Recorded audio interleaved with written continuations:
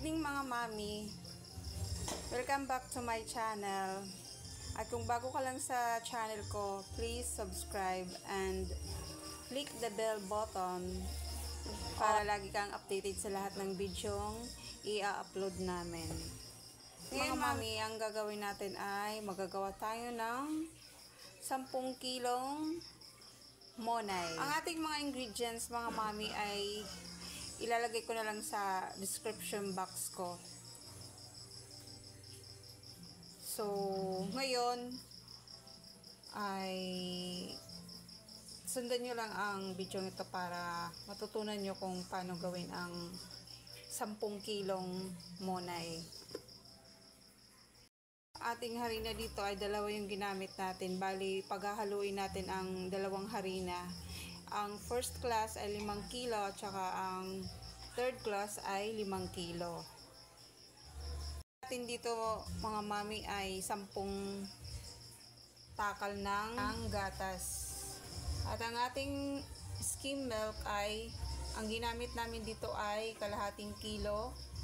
Ang sukal ay 2 kilo at kalahati. Tapos ang ating asin ay 2 scoop. Ang ating margarine ay 250 grams.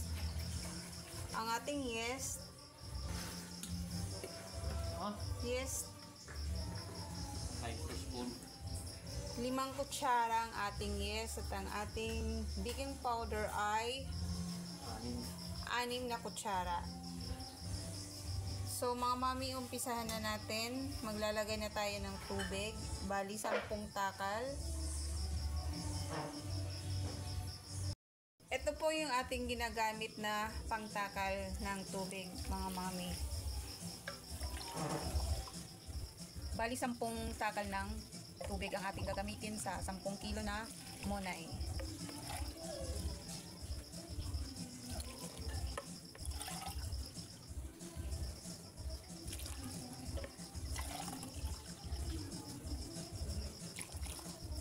Mga mami, kung nagtataka kayo, nakikita nyo yung bumubula-bula siya.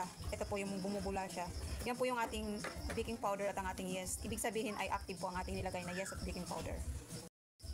Ayun mga mami, tunawin natin ang asukal sa ilalim.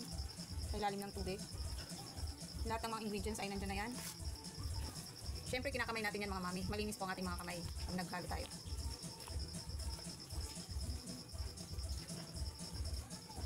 Kailangan wala ng asukal na buo. I-sure po natin na tunaw ang asukal at ang asin sa ilalim ng tubig.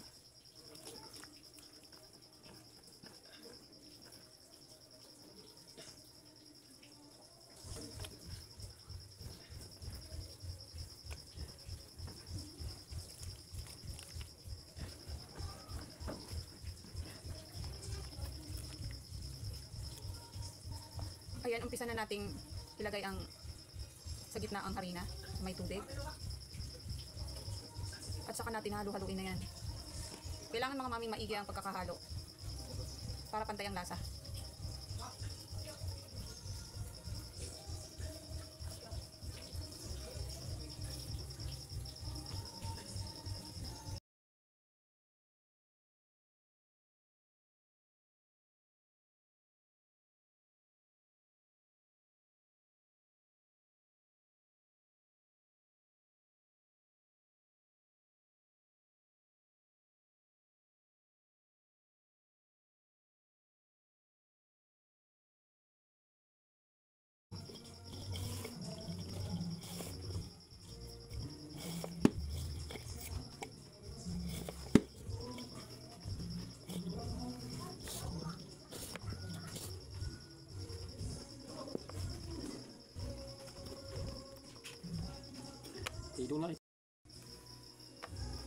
Ayan mga mami, unti-unti na siyang nahahalo.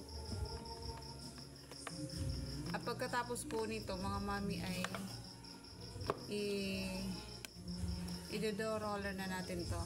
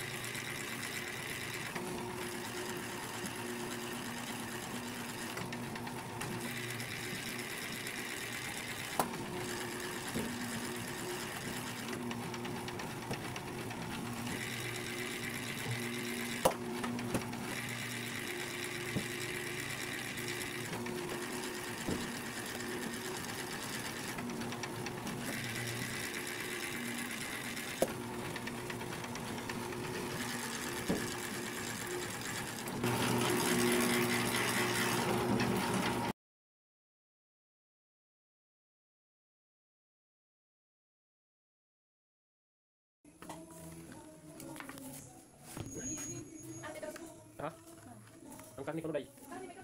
Ito kakuan. 2 kilo. Sibuyas yan.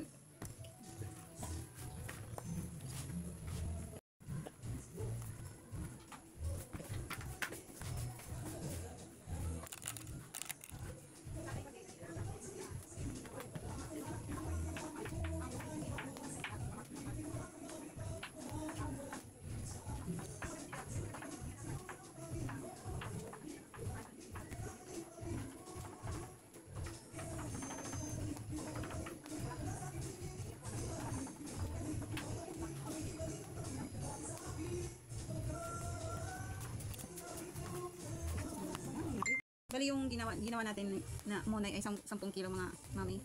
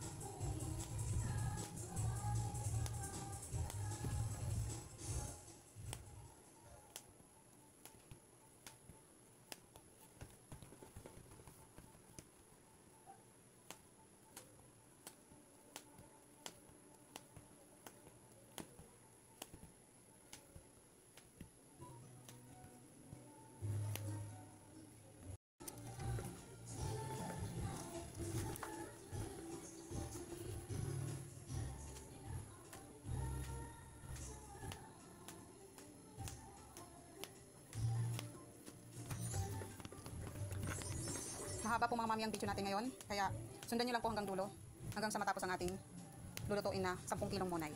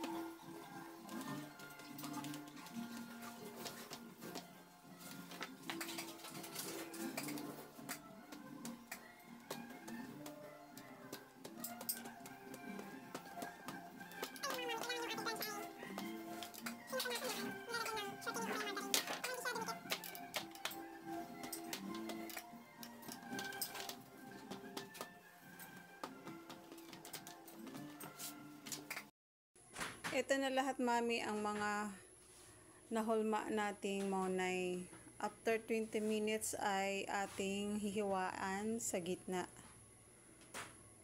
Bali, ito ang kalahati nung 10 kilo. Minutes, mga mami, ito na ang ating monay. Hihiwaan na natin ito sa gitna.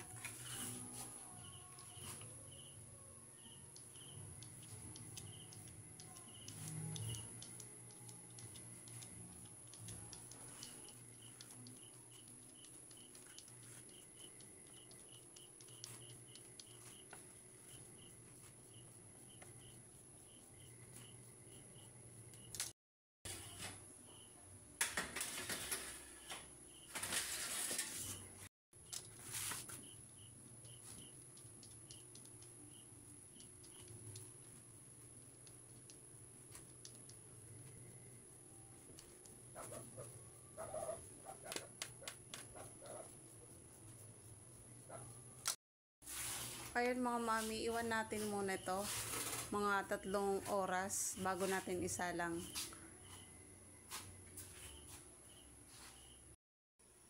Ito na po, mga mami, ang itsura pagkatapos ng 3 oras. Nakapagpainit na po tayo ng oven at magsasalang na po tayo.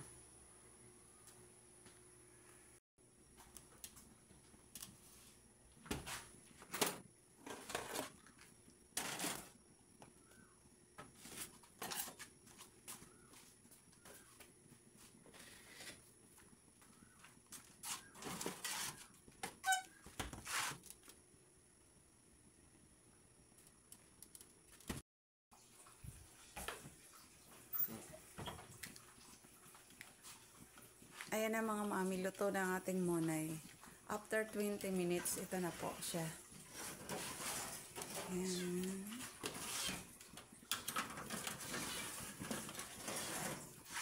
Mga mami, ito na ang finished product natin. Ating monay.